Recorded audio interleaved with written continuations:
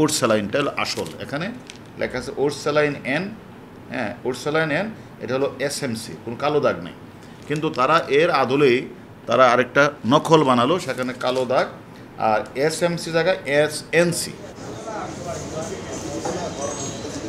প্রচণ্ড গরমে পুড়ছে প্রাণীকুল, হাঁসফাঁস অবস্থা পুরো দেশের। চাহিদা বেড়েছে পানি ও স্যালাইনের, আর এই চাহিদা মেটাতে উৎপাদনও হচ্ছে স্যালাইন, কিন্তু সবই নকল।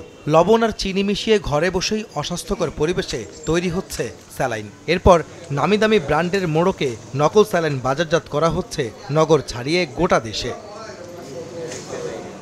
রাজধানীর বিভিন্ন স্থানে অভিযানে এই নকল স্যালাইন তৈরির কারখানার সন্ধান পায় ঢাকা মহানগর গোয়েন্দা পুলিশ। ৩ জনকে গ্রেফতারের পাশাপাশি জব্দ করা হয় প্রায় ৩,০০০ স্যালাইন।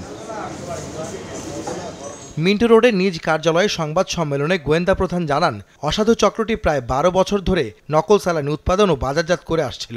বিকাশে কম খরচে ক্যাশ আউটের লিমিট বেড়ে ৫০,০০০, প্রিয় এজেন্টও ২টা। কোনো সময় ডেঙ্গু মৌসুম, কোনো সময় প্রচণ্ড তাপদাহ, এই সুযোগটাকে ঘিরেই তারা বাজার থেকে চিনি কিনে, তারপর লবণ কিনে তারা প্যাকেটজাত করে নকল ওটস স্যালাইন বানিয়ে মানুষের মাঝে বিক্রি করছে।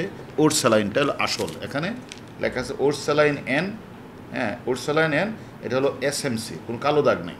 কিন্তু তারা এর আদলেই তারা আরেকটা নকল বানালো, সেখানে কালো দাগ, আর এসএমসি জায়গায় এসএনসি। নকল স্যালাইনে হার্ট, কিডনি, লিভার ও ব্রেইন ড্যামেজের মতো জটিলতা দেখা দিতে পারে চিকিৎসকদের বরাত দিয়ে এ তথ্য জানান হারুনুর রশিদ।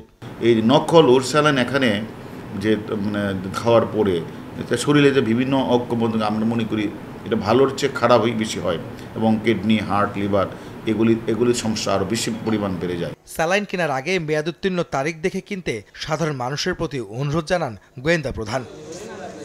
আহমেদ সালেহীন, সময় সংবাদ, ঢাকা।